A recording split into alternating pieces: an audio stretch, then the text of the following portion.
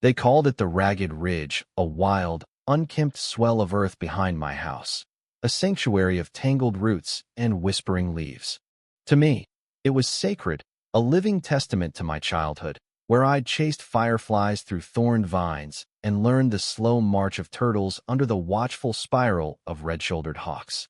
My parents had carved our simple ranch home from this land when it was just a dirt path snaking through cedar and scrub oaks, long before the Homeowners Association cast its sterile shadow over the neighborhood. They raised me to honor the wild, to trace deer tracks, to wait for the quiet shuffle of box turtles, to hear the cadence of migrating birds. After 30 years and a career with the Washington Forest Service, I came back not just for nostalgia, but to guard this ridge. It wasn't just mine by deed. It was protected land, etched into the state's Natural Heritage Registry, a haven for two endangered species, the eastern box turtle and the short-billed crow. But to the HOA board, their polished consultants, and their president, Diane Carver, it was a messy obstacle, a weed-strewn blight on their dream of suburban perfection. It began at the annual community enhancement meeting, where Diane, in a crisp navy suit and a smile sharp as a blade, unveiled plans for a scenic pavilion smack on my ridge. "It blends so well into the open space," she said, her tone implying I'd be honored to donate my land. "It's private property," I countered, "protected by state conservation law."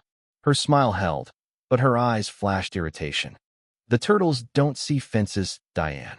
She gave a tight laugh. "No need to be difficult, Nathan." That was the moment I became a problem in her pristine plan, a weed in her HOA's manicured lawn.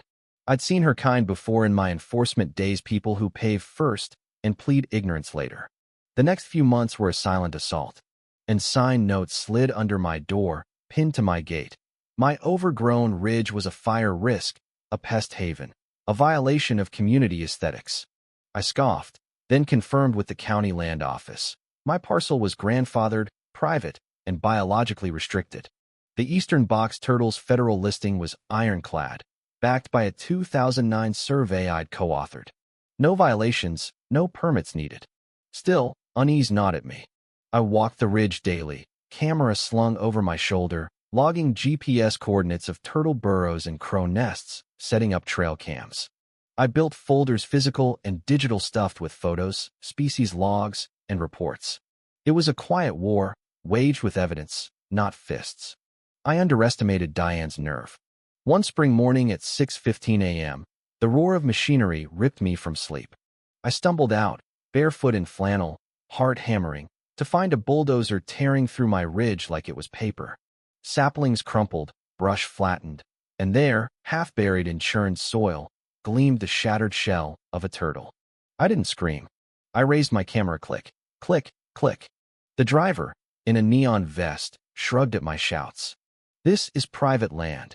He nodded toward Diane's sleek SUV idling nearby. "Talk to the board." By dawn, the north slope was a scar, roots exposed like broken veins, the air thick with diesel and betrayal. That night, I sat in my garage, staring at the turtle's cracked shell, replaying the footage. Diane called the ridge ragged. She couldn't see its heart. But the law didn't care about her vision, and neither did the turtles.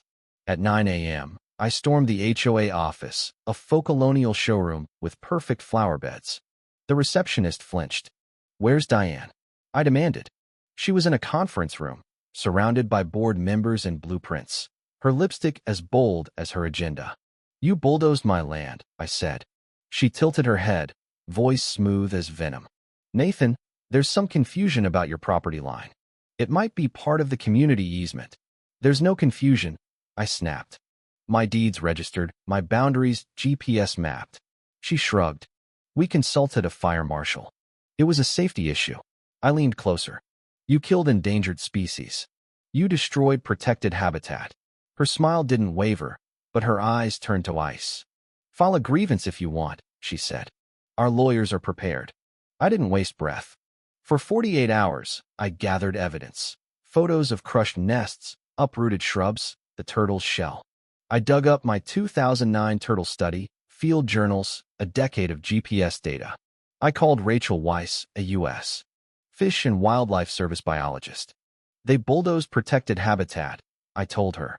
At least 5 turtles dead, maybe crow nests too. She didn't pause. Send everything. I'll start a case.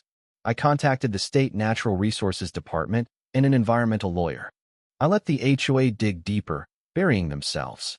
That night, under a sharp moon, I found a juvenile turtle in the wreckage, shell fractured, leg bent, but alive. I named him Grit.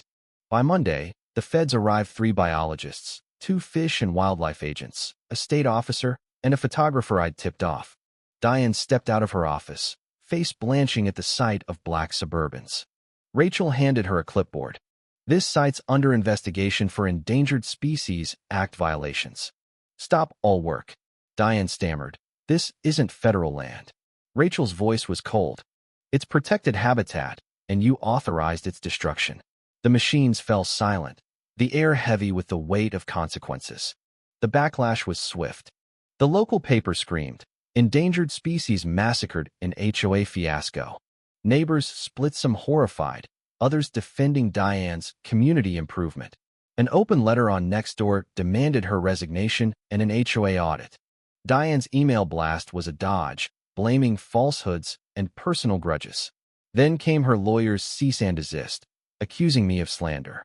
I laughed, scanned it, and sent it to my lawyer. I wasn't scared. I had truth, evidence, and the pulse of wild things.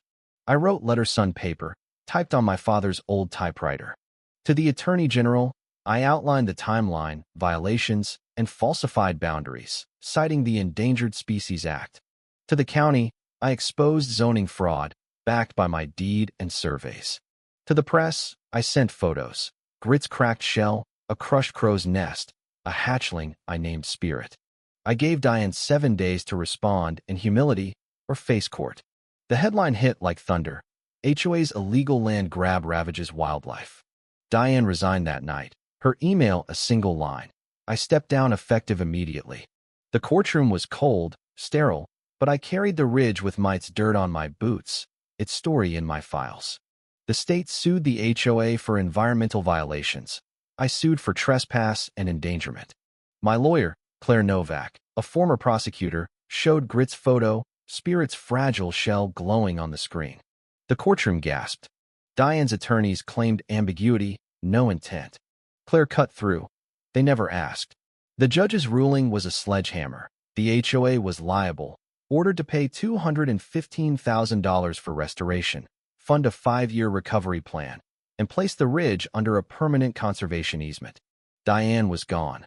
The board shattered, and the community stirred.